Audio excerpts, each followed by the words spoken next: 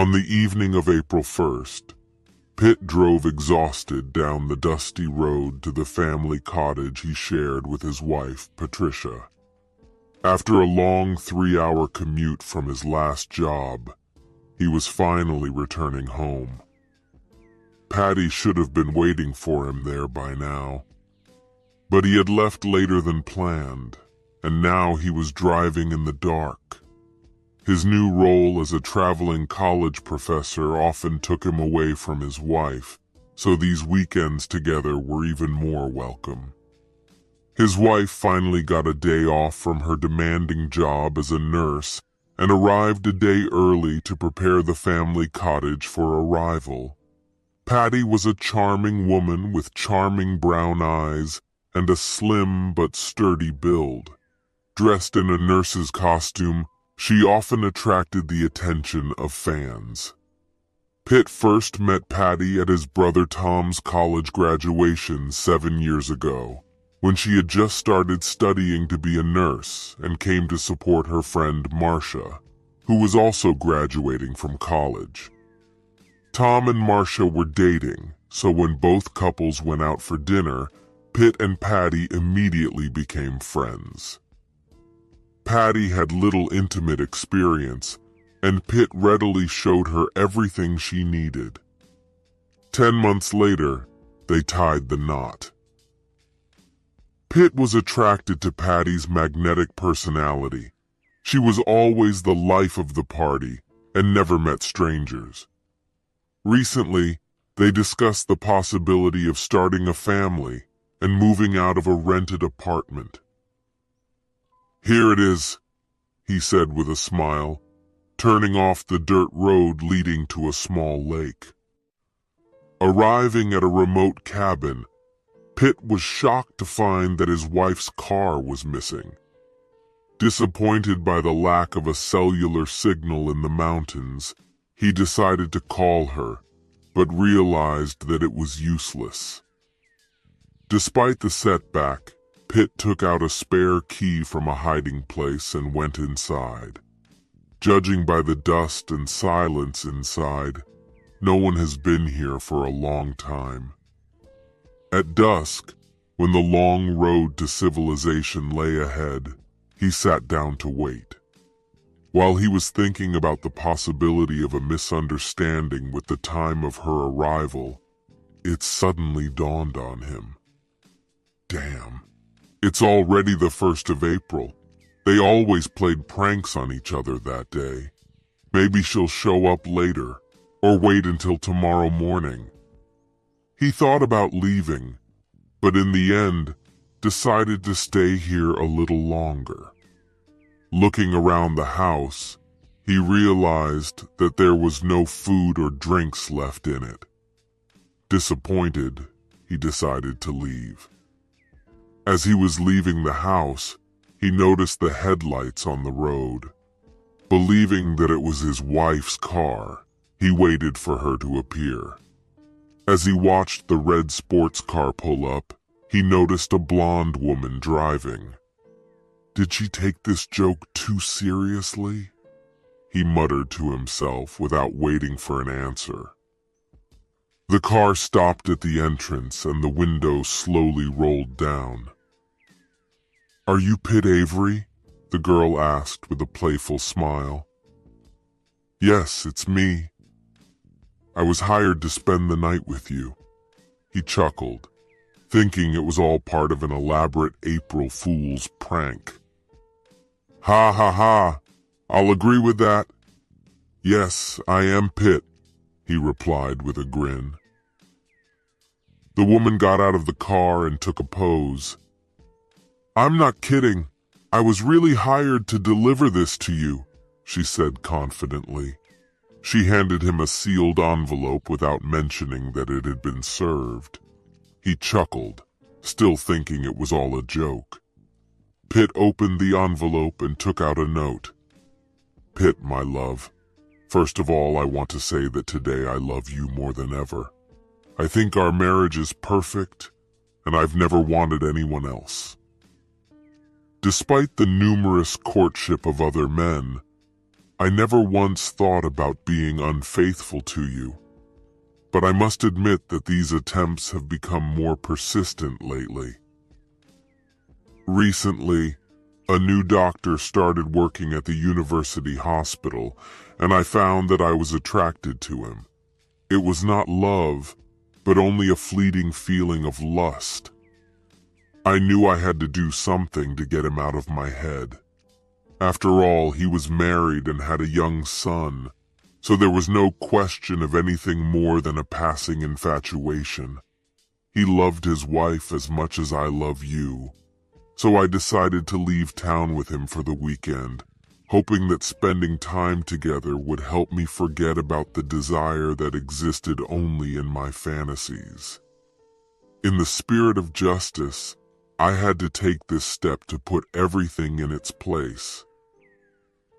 I don't want you to have a relationship with another woman, so I ordered Chantel, a girl from the upper class, to give you the same passion as me. Instead of inviting her to our house, I ordered a secluded cabin for the two of you. I will be back home by 6 o'clock on Sunday evening, refreshed and ready to continue our life together. We have to agree never to talk about this weekend and act as if it never happened. I believe you can understand why I feel the need to do this. I believe in the power of our love, which will be able to overcome this and guide us to a happy future together.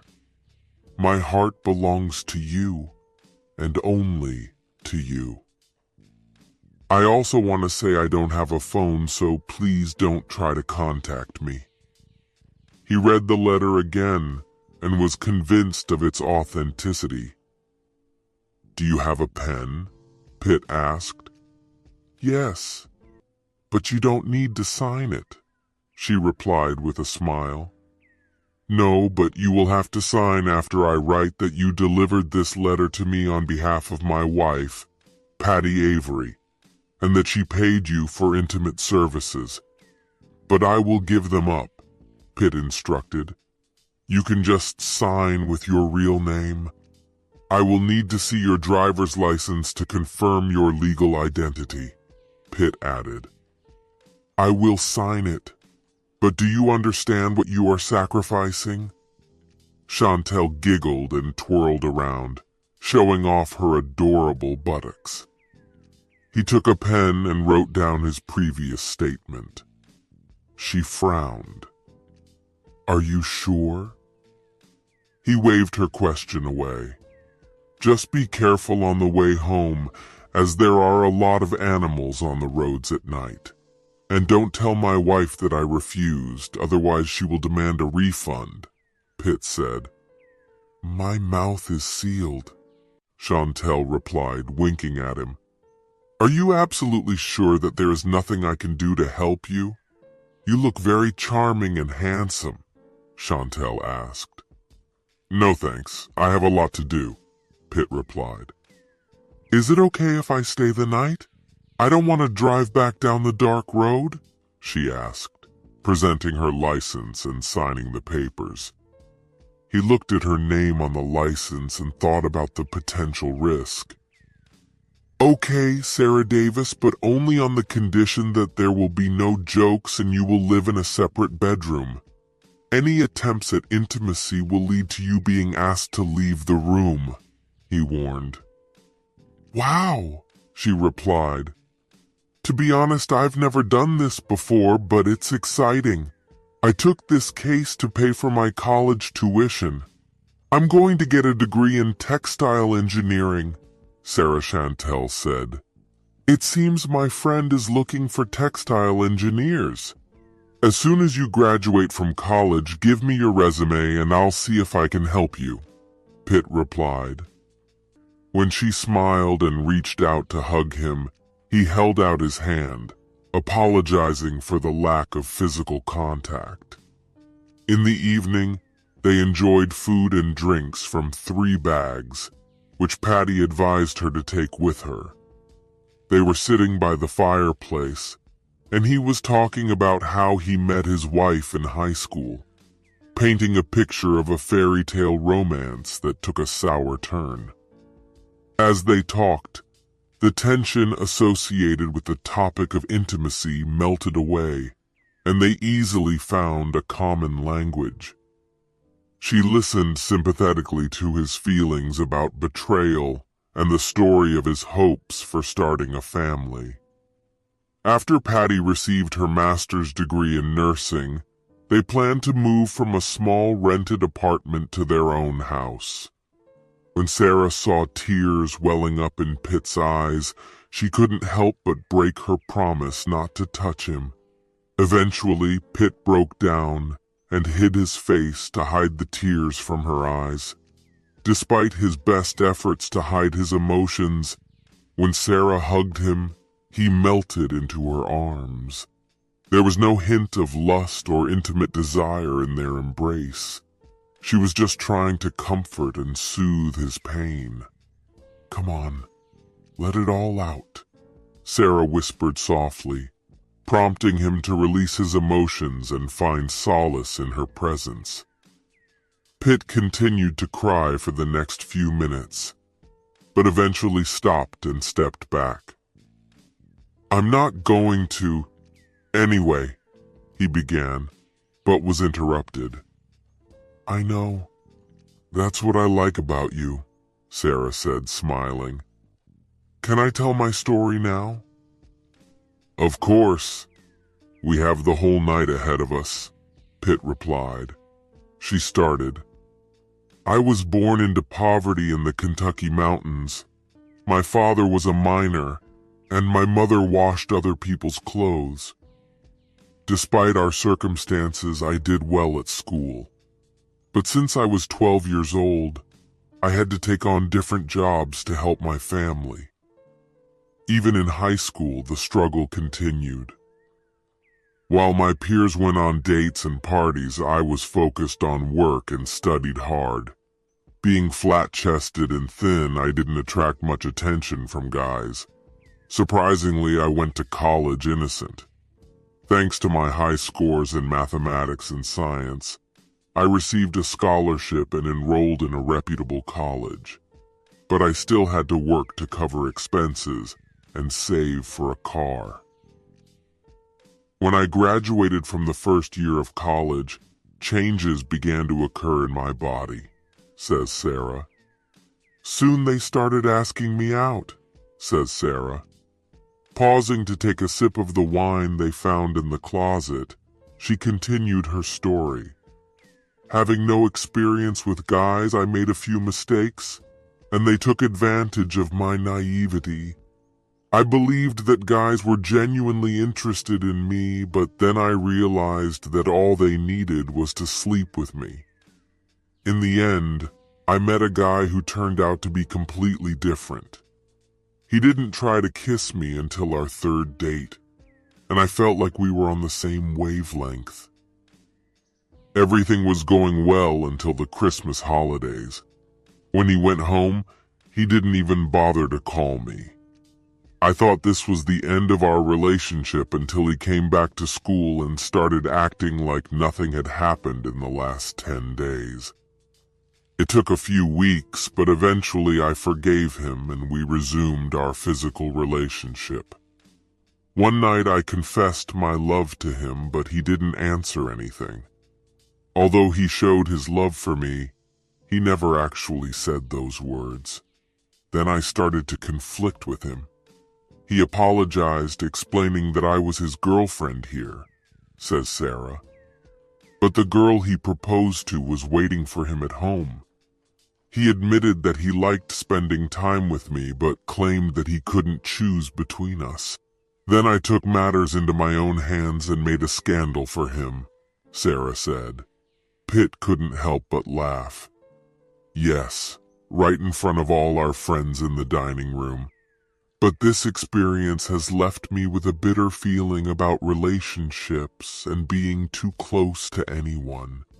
I realized that I needed more money, and my roommate suggested that I engage in the provision of intimate services. At first it was a purely platonic relationship," says Sarah. But the amount offered was not enough, and I was not satisfied with intimate relationships.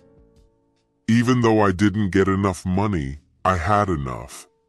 But then your wife showed up and offered me $3,000 to spend the weekend with you. She mentioned that you are skilled in bed and have incredible charisma. And here we are, Sarah said, looking at me. I couldn't help but wonder why Patty would do this if I'm really as good in bed as she claims. When I asked, Sarah shrugged and said my wife was probably curious.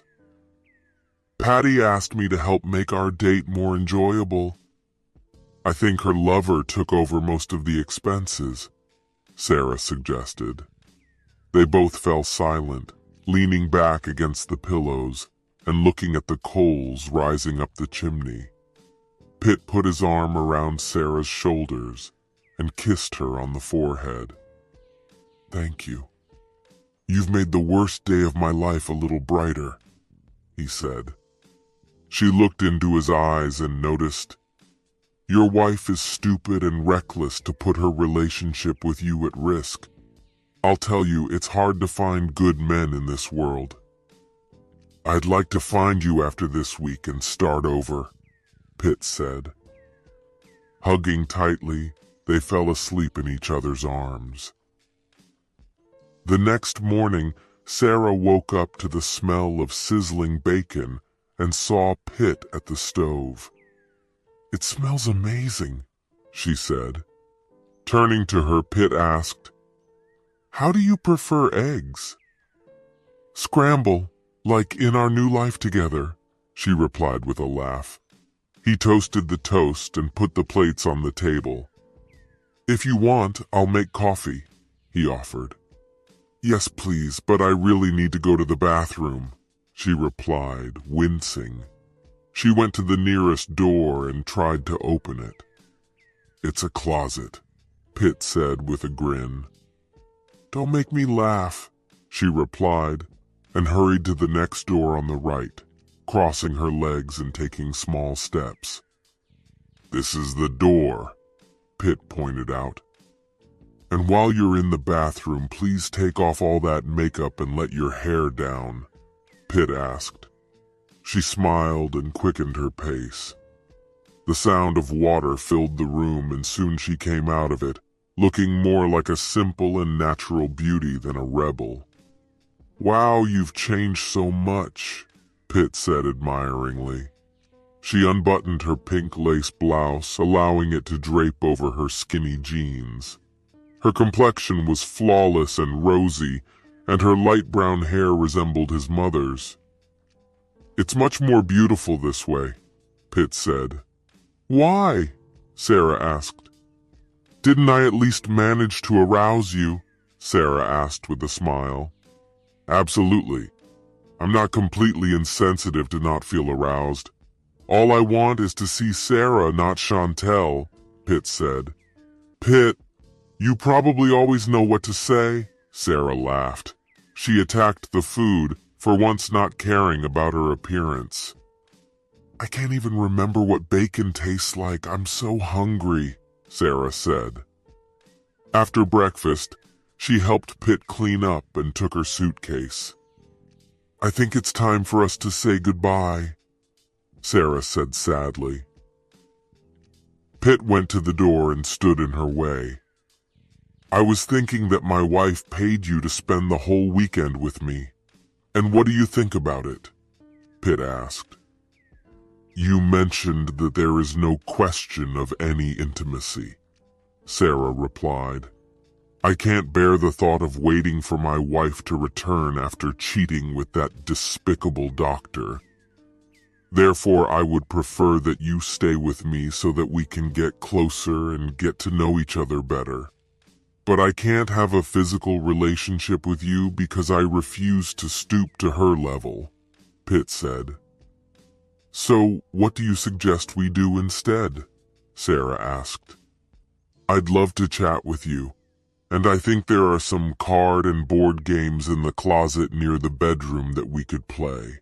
And we could also go for a walk and maybe even go for a swim, Pitt suggested. But I didn't bring a swimsuit, Sarah said with a smile. I mentioned that we shouldn't make love, but just watching and having fun is not a bad idea, especially since I plan to divorce my wife as soon as we get back, Pitt said. Good. I agree, Mr. Avery, Sarah said. Please call me Pitt. I'd love to chat with you, and I think there are some board games in the closet near the bedroom that we could play. And we could also go for a walk and maybe even go for a swim, Pitt suggested. But I didn't bring a swimsuit, Sarah said with a smile.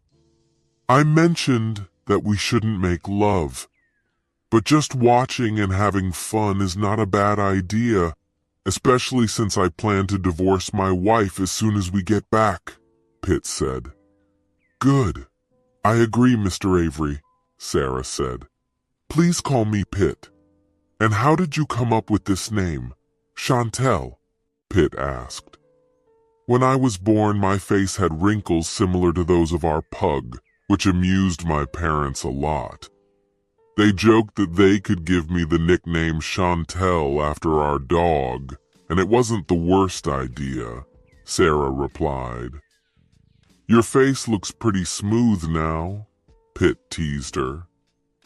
Not knowing who was speaking, Pitty asked, Is it Chantel or Sarah? I'm Chantel, and please don't call me Sarah anymore, Sarah begged. Patty felt When I was born, my face had wrinkles similar to those of our pug, which amused my parents a lot. They joked that they could give me the nickname Chantel after our dog, and it wasn't the worst idea, Sarah replied. Your face looks pretty smooth now, Pitt teased her. Not knowing who was speaking, Pitty asked, Is it Chantel or Sarah?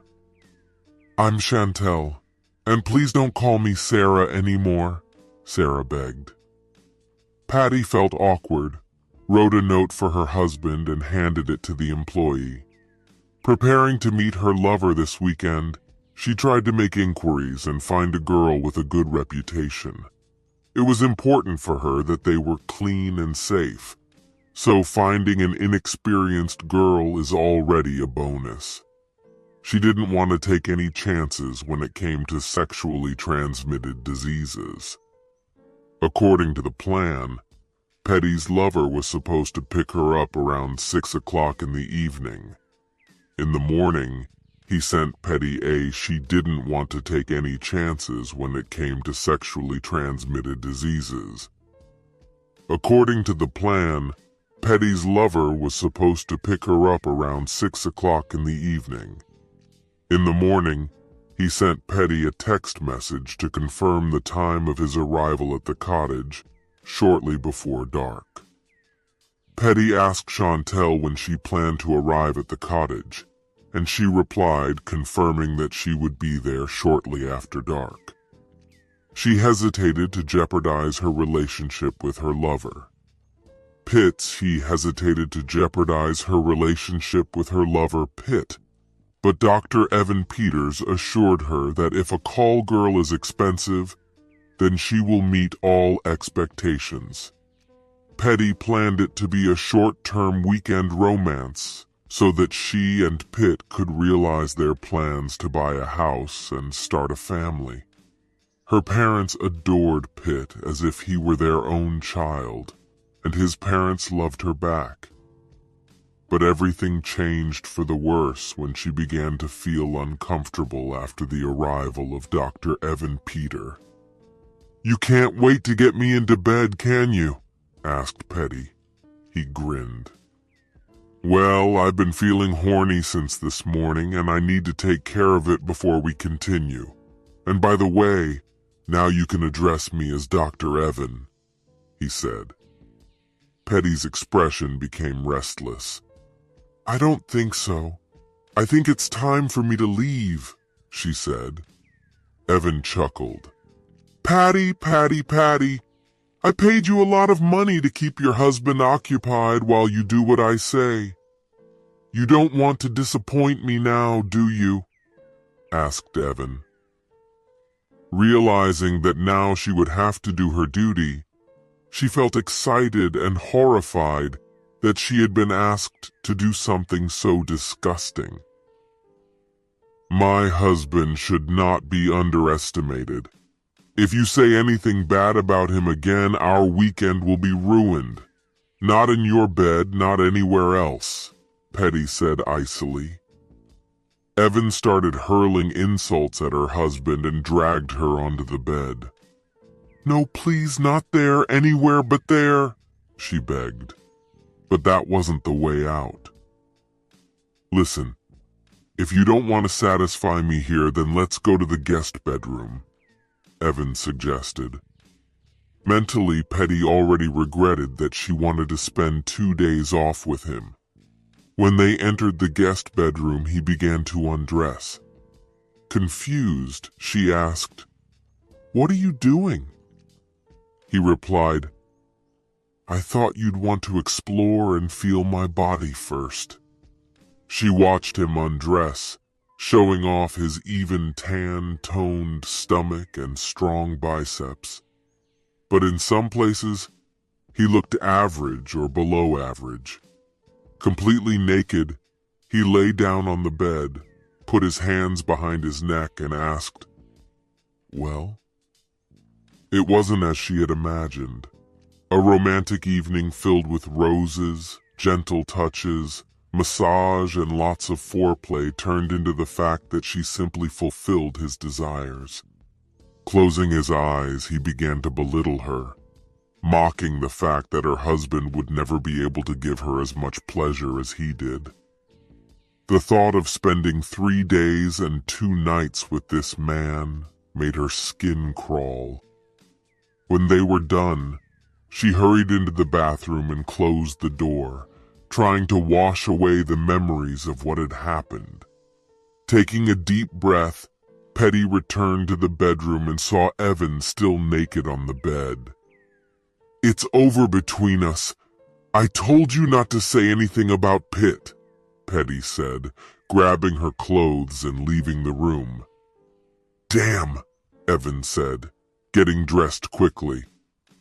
Evan knew he shouldn't have gone too far before taking her to the resort, but he knew he still charmed Pitty. Patty was looking out the kitchen window and tears were streaming down her face. She couldn't help but think that her husband, whom she loved, was lying in bed with another woman, exploring new territory that they had never dared to enter. As evening approached, Patty realized that it was too late for self-pity. Her reverie was broken by the sound of Evan's footsteps approaching from behind. "Patty, my love, I'm devastated by what happened. I'm very sorry," he said. "I mistakenly thought that you wanted me to control you, but I assure you I will not bring up this topic anymore. Let's start over and have the most unforgettable weekend for both of us," Evan said. As he gently massaged her shoulders, she found comfort in his touch and leaned closer to him. "I don't want you to be overbearing. I just want to share the love with you," Petty said. His hands moved from her shoulders to her tender breasts, making her think about asking him to leave. But she realized that she had crossed the line. "Let's not talk anymore until we get to the resort," Evan suggested. After a long walk, Pitt noticed how Sarah began to take off her jeans to go swimming. Turning away, she blushed. He chuckled. "You must be joking. How many men have seen you naked?" Pitt asked. "You're such an idiot," she replied, hurriedly pulling on her jeans. "I told you that Chantel left and only Sarah was left," she said. With tears in her eyes, Sarah ran out of the house. After running 100 feet, she felt his hand on her shoulder. Sarah, please stop. I'm really sorry, Pitt said regretfully. I'm sorry that I laughed and made that remark. It is clear to me that you are no longer Chantel. It was a pleasure to meet Sarah, and I want to get to know her better, Pitt said with regret in his eyes. Sarah wiped away her tears and nodded her forgiveness. May I ask if men have ever paid you to make love? Pitt asked. I want to be honest with you. You were supposed to be my last date in this case. But everything changed after meeting you. Before that, I didn't have many positive experiences with guys, Sarah replied. Let's start with a clean slate, Pitt suggested, and held out his hand as a sign of reconciliation. Sarah nodded and squeezed his hand. Why don't we take a walk around this amazing lake, suggested Pitt. They agreed and set off hand in hand, sharing their preferences and interests along the way. Having discovered a common love for Elton John and the CCR band, as well as a passion for cooking and Mexican cuisine, they became even closer. Upon returning, both were sweating from the heat. Sarah, how about you freshen up in your underwear? He suggested. Of course, she replied readily. Without thinking, he turned away while she was changing and heard the sound of her approaching footsteps. Ha ha, come and catch me if you can, Pitt teased, and then quickly turned around, and taking off his jeans and t-shirt, ran to the water. Sarah, wearing a tiny pink bra and matching thong that made her practically naked, gasped as she took her first cold step into the water. Oh, how cold it is! She exclaimed. When Pitt dived towards her, their bodies collided and they both sank into the water.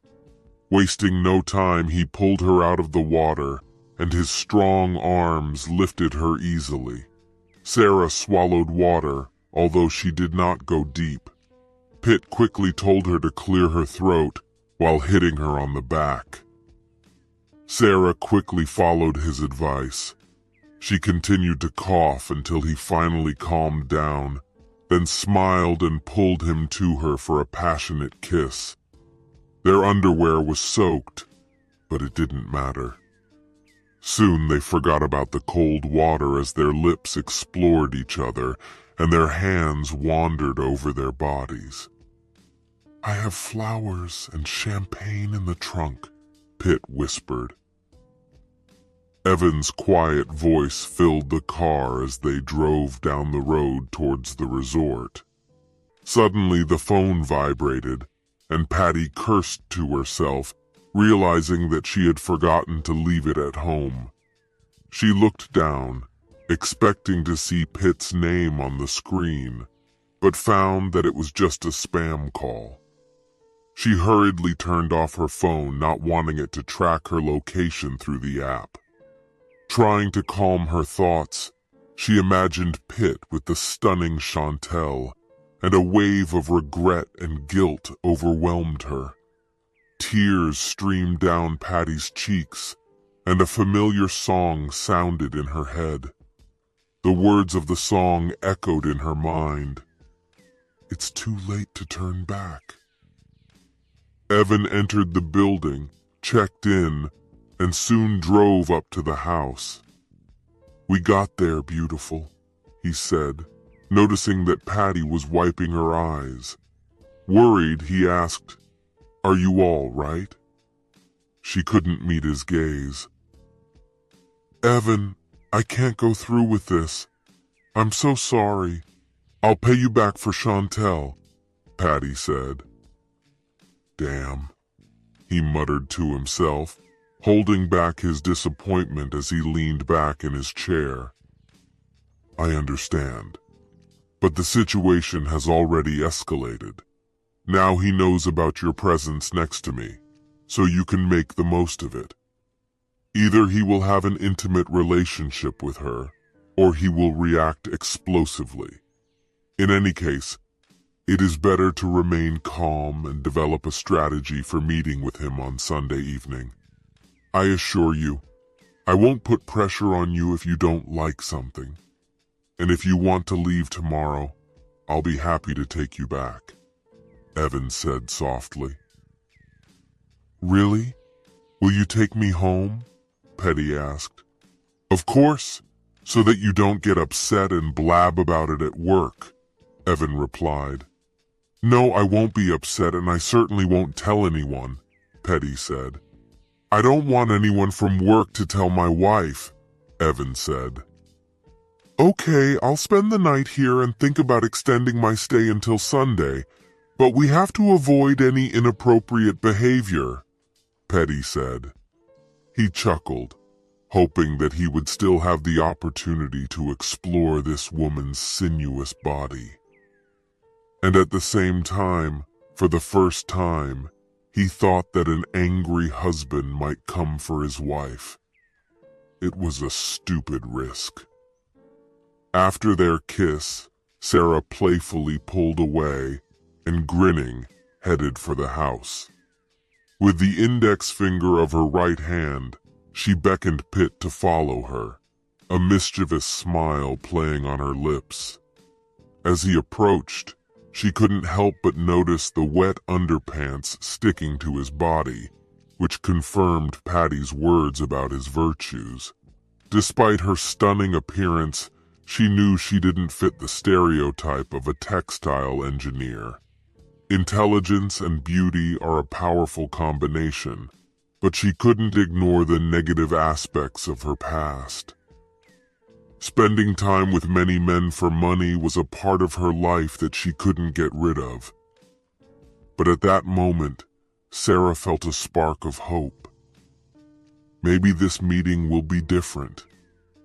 Maybe he'll see her past and appreciate her for who she really is. And maybe she can finally put her old life behind her and start over. They hurried into the house, and while Pitt lit a fire in the fireplace, Sarah took some towels. As soon as the flames flared up, he turned around and saw that she was standing in front of him completely naked and holding out a large white towel to him. "Wipe me off and I'll do the same for you," Sarah offered. His hands trembled as he gently stroked the towel over her skin. "It feels amazing," Sarah murmured with satisfaction. Sarah had never experienced such intense arousal with a man before. When Pitt ran a towel over her smooth back, stopping at her small cleavage, she couldn't help but admire his touch. Sarah was truly stunning. "You're so beautiful," Pitt whispered, running his fingers over her body. She sighed softly and turned to meet his gaze as he leaned closer. Despite her requests, she never allowed men to go that far with her. When his eyes closed and his lips leaned forward, she felt that he was unique. Evan and Patty returned from dinner when it was already nightfall. She turned on her phone, hoping to get a message from Pitt, but found nothing. "He's probably enjoying the gift," Evan remarked, standing behind her and gently stroking her shoulders. Chantel had a charm that could captivate almost anyone. Patty closed her eyes and relaxed. "Did you have an intimate relationship with Chantel?" Petty asked. "No. She made it clear that she had not entered into an intimate relationship with any of her acquaintances. My colleagues believe that she acts as an escort at events and nothing more. It seems that she only agreed to make love to your husband because of the amount I offered. If I hadn't known that she worked in such a service industry, I might well have had feelings for her. But thank God that's not the case," Evan said with a grin. Patty gasped in shock. That was the last thing she wanted. He couldn't fall in love with her. When his hands moved lower and began to caress her, she quickly pushed him away and turned away, feeling awkward. "I want to go home," she said firmly. "Patty, don't leave me like this," he begged, taking her hand and holding it to him. "The damage is done, so let's just have some fun and figure out how to get Pitt back. I feel responsible and I want to help. Come here," he urged. Evan pulled Petty to him, but she pulled away, feeling the need to confess. "I have to call him and explain that we didn't have intimacy," Petty said. "I paid him for a girl for the whole weekend, so relax and calm down," Evan said irritably. "God, I hope Pitt forgives me. He has to come home tomorrow, and I know he loves me so much that he'll realize it was a mistake," Petty said in horror. "I'm sure everything will work out," Evan said. His lies weighed on Petty, but there was nothing she could do about it. Sarah leaned over and kissed Pitt gently on the neck, offering to just enjoy each other's company. "But first I need to take a shower. Would you like to join me?" Sarah offered. Pitt couldn't resist the urge to lather and rinse her gorgeous body. "Yes," he replied without hesitation. Pitt knew that by giving in to a playful mood and affectionate gestures, he would eventually win her over. Sarah had never felt such a strong desire. In a cozy log cabin with a man she admired and desired, she felt a longing she had never felt before. Even if there were no financial incentives, she would willingly spend the night with him. Pitt bent down and began to kiss Sarah gently, hot water flowing over them, filling his body with excitement.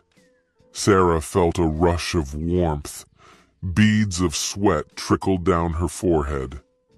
Pitt's touch left traces of incredible sensations wherever his hands touched. It was exactly what she wanted so much, to feel the touch, kisses, and caresses of another man on her body. "It's an amazing feeling," Sarah thought, purring with pleasure and forgetting about her recent excitement. Pitt pinned her against the wall and began kissing her passionately. And then they made love. Sarah woke up first, finding herself naked and pressed against Pitt's hard body. "How lucky I am," she thought to herself. Sarah spent just one night with the man of her dreams and found herself experiencing emotions she had never experienced before. When Pitt opened his eyes, he saw that beautiful hair cascaded down his stomach. After a passionate night, they packed up their belongings and left the cottage. As they parted, Pitt mentioned that his wife would not be back until noon the next day. "As soon as I get settled in a new house and get my financial accounts in order, maybe we'll rent a room in the city. I really hope that you will be sympathetic to this idea," Pitt said with a smile, leaning over to kiss Sarah. "I can't wait to get to know you better too, but my neighbor is out of town for a few weeks. Why don't you come over and we can spend some time together? I don't think you should be home when they get back," Sarah said. "I don't want to be a burden to you," Pitt replied. "But I really want you to be here so we can continue our conversation," Sarah said. With that, they packed up their belongings and continued on their way along the winding forest road. Saturday morning flew by when she was already at Pitt's house. Knowing that he was safe, she didn't have to worry about keeping an eye on him. Entering the apartment through the garage door, he jokingly shouted, "Honey, I'm home." Sarah, who didn't like his joke, whispered to herself, "Let's hope she doesn't answer." While he was busy cutting Patty out of his life, She wandered around the house, pausing in front of their wedding photo hanging over the fireplace. She couldn't help but imagine herself in the place of an unfaithful wife. Pitt was busy working in his home office when Sarah entered the master bedroom and looked into the spacious dressing room. She wondered why Petty was willing to risk everything for a short fling with a handsome guy. "Take whatever you want," Pitt muttered, coming up behind her and lightly kissing her earlobe. "I want you right now, and in this bed," Pitt said. Her heart started pounding, but she hesitated and answered, "I thought you understood. No emotional intimacy." Pitt nodded. "You're right. I just wanted to get back at my wife. It will be a kind of greeting when Petty returns home, so to speak, saying goodbye to her." Pitt was embarrassed. Sarah smiled when she heard that Pitt hoped for a relationship in the future. "Why don't you undress and get on the bed while I put on one of those stingy negligées?" suggested Sarah. It was strange to lie on the marital bed and wait for another beautiful woman to join him, not Patty. His anger overcame his sadness over the ruined marriage. But just a few days before, she and Petty had started talking about having children.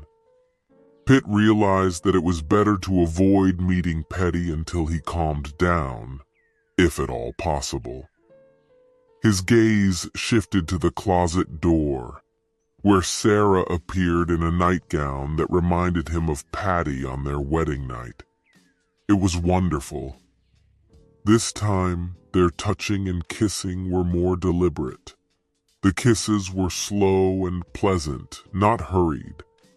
Despite the temptation, he realized that it was extremely important for him not to repeat Patty's mistake.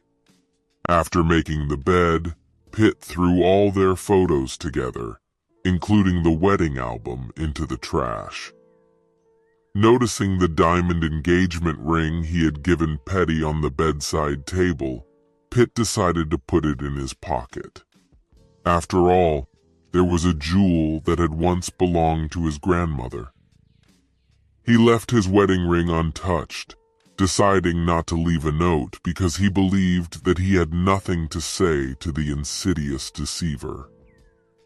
That evening, Patty categorically refused to let Dr. Evan near her. Despite his pleas, she still decided to stay until Sunday. Her thoughts were preoccupied with thoughts of marriage, and it was clear that she was not enjoying life, but simply fulfilling her duties. On Sunday around noon, Evan drove up to her house. "Do you see his car?" Petty asked, looking around. When Patty didn't see the car, she realized that Pitt must have stayed the night at the cottage. She breathed a sigh of relief and took Evan's hand. "I'm sorry for ruining our weekend," she said. "I love my husband too much to let this happen again." "I fully understand and share the desire to never betray my wife again," Evan said dryly. There was no trace of his flattering speeches. Patty, afraid of being caught, refrained from kissing goodbye and focused on the door of the condominium. That's it, she thought. It's time to focus on starting a family and growing old with her husband. While sending her small suitcase to the laundry to get rid of any evidence of adultery, she did not notice the basket with Pitt's dirty clothes left over from his recent trip.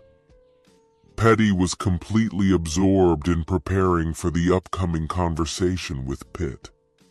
She didn't even notice that the shower floor was wet and that their photos were missing until she opened the drawer of the bedside table and saw his wedding ring instead of her own. Suddenly it dawned on her and she screamed, "No! Sarah, you don't have to do this. I can get a hotel room for a few days, Pitt said. They sat down next to each other on the sofa, his hand gently resting on her shoulder. She took his hand in hers and rested her head on his chest. You don't need to be alone, and I really enjoy spending time with you, Sarah assured. Incredibly, I have a strange feeling that we know each other, he whispered, bending down and kissing her gently. It wasn't a kiss filled with desire, but it radiated comfort and tenderness. You have become a guiding light for me in the most difficult moments, Pitt said. Why didn't you take the money for this weekend because you need it? Pitt asked. I'll find where to get the money to pay for everything. I don't need it, Sarah replied proudly. Even if I refused your services, you didn't have to stay. But you decided to stay by my side, and I really appreciate it, Pitt said. He bent down for another kiss, but was interrupted by the ringing of the phone. That's her, isn't it? Are you going to answer? Sarah asked. No, I have no desire to talk to her, Pitt replied, and deleted the message she left. Patty knew that the only way to save her marriage was to cheat. She called Pitt on his phone and left a message when he didn't pick up the phone. Pitt, darling, please call me back. I know you're upset, but Dr. Evan and I didn't have any intimacy. We were playful, kissing and touching each other, but nothing more. Maybe he wanted more, but I stopped him. I admit my mistake, and despite the fact that you spent time with a girl from Intimate Services, I forgive you. I came home early today and found your wedding ring. And I also found the bride's nightgown on the floor in the closet. Please assure me that you did not allow this girl to wear it. These clothes are sacred to our marriage. I do not know where you are, but I beg you to come home. I love you now and forever. Yours, Petty, she finished, and hung up. Exhausted from the ordeal with Evan, she was looking forward to meeting Pitt. Deciding to rest, she lifted the blanket on their shared bed. She screamed in shock at the sight of the rumpled sheet and guessed why the bed was in such a state. Petty promised herself not to make love in their shared bed, believing that this would help preserve their relationship. But now her hopes have been dashed, as none of her visions of a happy ending have come true. Discouraged, she took a blanket from the closet and went downstairs to sleep on the couch. When she woke up in the dark, she found that everything was illuminated only by the soft light of the porch lamp. Checking her phone in the hope of getting a reply from Pitt, she found a message from Evan. She was unsure whether Pitt had given up or resorted to drastic measures. Anxious thoughts whirled through her head. Is it worth worrying? Patty called Evan without asking about his whereabouts. Pitt disappeared without a trace, and there was no news from me. But he was at home and left his wedding ring in the nightstand, Patty said in a panic. Damn it, Patty, we risk losing everything, even our jobs, so prepare for the consequences, Evan said angrily. Could this be true? Petty said in horror. Did he really give away his ring, so he's angry? Said Evan. It looks like he brought Chantel here, slept with her in our bed, and threw our photos in the trash. Perhaps this is his last act of revenge, Patty suggested. In the case of Pitt, I think we should expect more shocks, Evan said quietly. I texted him that we didn't have an intimate relationship, so maybe you'd like to use that excuse with your wife, Petty suggested. After hanging up the phone, Evan sat down at the table and watched his son running around the backyard trying to catch fireflies. He was sure that Patty's husband would agree to change partners if he got a beautiful companion in return. But it turned out that he was wrong. The next day, Patty contacted Pitt's parents to find out about his whereabouts. They didn't understand anything and asked why she didn't know anything. Disappointed, she hung up the phone and called her brother Mike, because she and Pitt were best friends, and he definitely should have known. "Hi, sis. How are you?" Mike asked. "Have you seen Pitt?" Petty asked bluntly. "Unfortunately, I haven't received any messages from him." "Wait, what's going on?" Mike asked excitedly. But Petty quickly hung up the phone. Later, when she went to the store, she found that her credit card was blocked. It was now clear that Pitt no longer wanted to maintain any relationship with her and had no plans to communicate. Patty sent him 2 more text messages and left voice messages, but received no reply. Patty dialed the number of the dean of the Pitt faculty at the university, an old acquaintance of hers. "Roger, this is Patty. Have you talked to Pitt?" she asked. There was a slight pause before Roger answered. "Patty, I don't want to get involved." "What did he tell you?" Patty asked. "All I know is that he had personal problems and asked for some rest," Roger explained. "Is he really okay?" Patty asked anxiously. It was clear from his voice that Pitt was not in the best of moods. "Goodbye, Patty," Roger said abruptly and ended the conversation. "I need a week to rest and think about my next steps," Pitt told Sarah. "How about we go to Silver's and have a nice steak?" Pitt asked. "Do you mind if we're seen together?" "What if someone recognizes us?" Sarah asked worriedly. "I don't care about that anymore. Why don't you put on some nice clothes to accompany me?" Pitt asked with a smile. Sure enough, when they entered the restaurant, Pitt noticed one of Patty's colleagues waiting for a table. For a moment he thought about leaving, but then decided not to bother with the scandal and let the rumors run wild. It was only when she turned around that she noticed Pitt. Judging by the look of shock on her face, she knew that Patty had spent the weekend with Dr. Evan. "Oh my God," was all she could say. "Hello, Darlene. How are things with David?" Pitt asked. David, her husband, was not the man standing next to her. "He's in Europe for a couple of weeks now, and this is Jack. He came to our department a few months ago, around the same time as Dr. Evan," Darlene said nervously.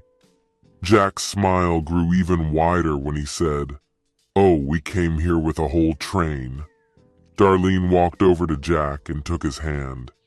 "Jack, our table is ready. Let's go."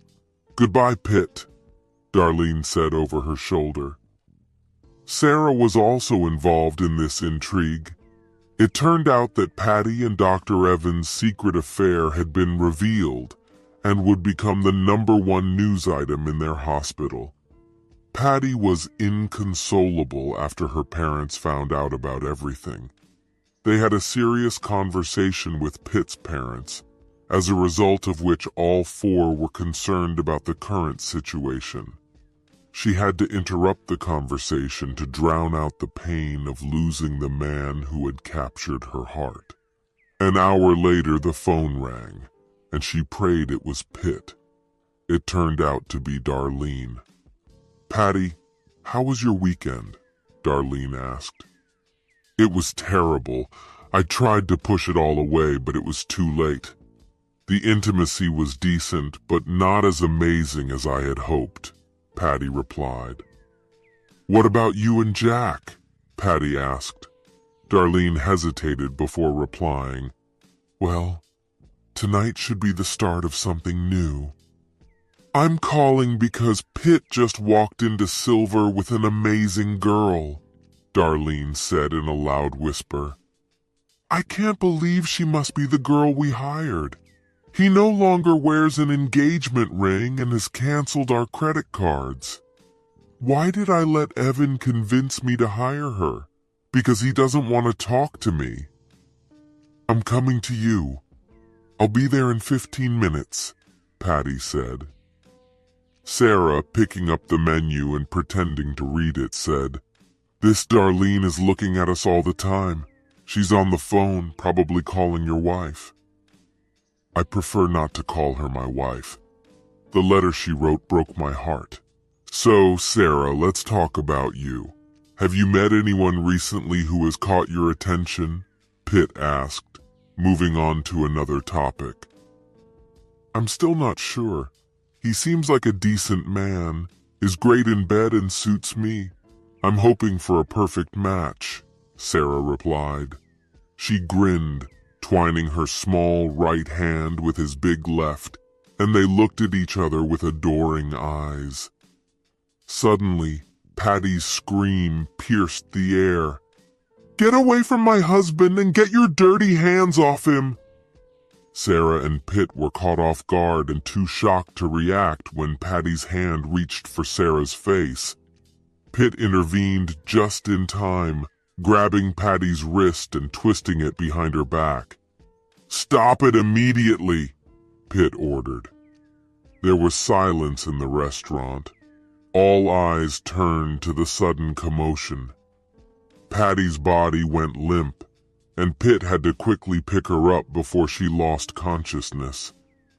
Darlene, the nurse, ran up to Patty and asked everyone to leave her alone until she asked for water and a clean towel. A cold towel brought from the bar helped Patty recover. Confused at first, she eventually recognized her husband, Pitt. Pitt, my love, I'm here and I have your ring, she whispered, relieved to be back with him. It was a misunderstanding. I've never slept with Evan, I swear, Patty said. It's okay that you slept with her. I forgive you, Pitt, Patty said, giving Chantel a menacing look. Sit down and drink some water, Darlene said, handing her a glass. Darlene looked around the room for Jack, but he was nowhere to be seen. She took a sip of water and watched Pitt approach Sarah. Come on, Sarah, Pitt said. Her name isn't Sarah. Her name is Chantel, and she's a damn piece of trash, Patty muttered to herself. Patty grabbed a glass of water and picked it up, intending to throw it at Sarah. Before she could throw the glass, Pitt stood in front of Sarah, taking a blow to the upper left side of his body. The glass didn't break until it hit the ground, and Pitt flinched from the impact. With a sharp glance at Patty, he pulled Sarah away from the broken glass. Evening manager Sean filmed the entire incident on his smartphone, and Pitt recognized him as he was leaving. Please send me a copy of this video. Do you have my phone number? Pitt asked, catching up with the manager. Yes, I wrote it all down. Should I call the rescue service? The manager asked. They're already here. I dialed the emergency number when the woman fainted, the receptionist said. What happened? The paramedic asked, approaching Patty, who was sitting on the floor next to Darlene. She fainted, Darlene explained. I'm a nurse, and she has an elevated pulse. We need to measure her blood pressure, Darlene added. It looks like she injured her right elbow and head in the fall, the paramedic said.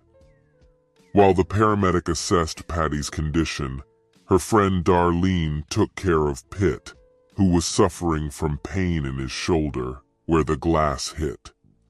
The bartender was cleaning up the broken glass. Pitt, darling, I'm so sorry. I didn't mean to offend you, Patty sobbed.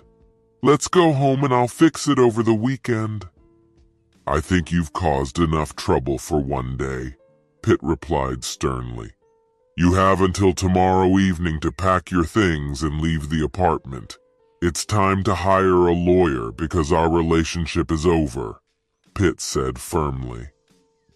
Sir, you need to go to the emergency room immediately and get an X-ray, the female paramedic advised. It looks like your collarbone is broken, she added. Darlene called Patty's brother Mike to come and talk to her brother, who did not want to go to the hospital where she worked. They were well aware of the gossip that could spread. Mike arrived 10 minutes later and found that Pitt and Sarah had already left. Oh my God, Mike! Pitt just went to the hospital with the girl I hired. I accidentally hit him with a glass. He told me not to come home, Petty sobbed on her brother's shoulder. What? Your words don't make any sense. I thought you only had bruises on your arm, but I don't see any marks on your head. Is there something else that hurts? Mike asked in confusion. Only the heart. I just lost the person I loved most in the world, Pitt said bitterly. Pitt already had enough problems with Patty, who was determined not to give a divorce in order to be with Sarah. After Patty threw a glass of water at him, he successfully obtained a restraining order against her. Petty calmed down when he threatened to make public the letters and messages she sent him. It was obvious that he and Dr. Evan had hired a girl for Pitt to make love to her in exchange for spending time together. Because of his arrogance, Pitt was able to prove the adultery charge, but Petty was not. Sarah returned the money to the scammers for their services. All the evidence turned out to be enough for the judge to refuse to pay alimony and ruled in favor of Pitt, leaving him most of the property. Since this was Dr. Evans's second novel, his wife ended up with a gold mine, and he was left with nothing. Evan lost his job at the hospital and started working the night shift at the local Pharmacy Express. As expected, Patty had a nervous breakdown, and it took her more than a year to realize that her marriage to Pitt was over. Despite Sarah's attempts to date other men, none of them were able to fill the void left by Pitt. Her main mistake was agreeing to his wife's terms, and as a result, I fell in love with Pitt. Sarah did well in college and moved to North Carolina to escape the judgmental stares and hurtful ridicule. She lived in the same apartment with a classmate. Sarah got a job as an engineer and was happy in her position. No sooner had she returned home than she was distracted from her thoughts by a knock on the door. Assuming it was a neighbor, she was stunned when she opened the door and saw Pitt standing on the threshold with a stunning bouquet of pink roses. A postcard with her name, Sarah, was attached to the flowers. A year has passed since their brief meeting, and since then they have hardly spoken. Confused and shocked, she couldn't help but wonder how Pitt had managed to find her. It turned out that he had hired a detective to keep an eye on her. It turned out that Sarah hadn't dated anyone this year. He, on the other hand, was focused on finalizing the divorce before thinking about what lay ahead. Despite the attention from other women, he couldn't get rid of the memories of his past relationship with Patty. Thinking about Sarah always brought a smile to his face, so he decided to take a chance. When he approached her, he introduced himself as Pitt, and his warm smile instantly won her over. Sarah decided to play along with Pitt. "How do you know my name, sir? And how do you know where I live? Is this an April Fool's joke?"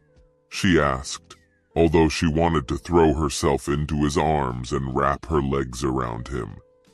You see, I was driving through Kentucky, stopped and asked a nice man at a gas station if he knew a beautiful blonde Sarah Davis who lives nearby. I told him that her father was a miner and her mother did laundry. An elderly man said that his brother Samuel Davis is a retired miner. Pitt began to tell with feeling. You probably mean my niece Sarah Suey, who works as a major engineer in North Carolina, a woman who came up to us asked. Why are you asking? The old man asked Pitt. I need to talk to your brother, Pitt replied. Perhaps I should warn him to get his gun ready, the older man replied. Sarah and Pitt laughed at his story.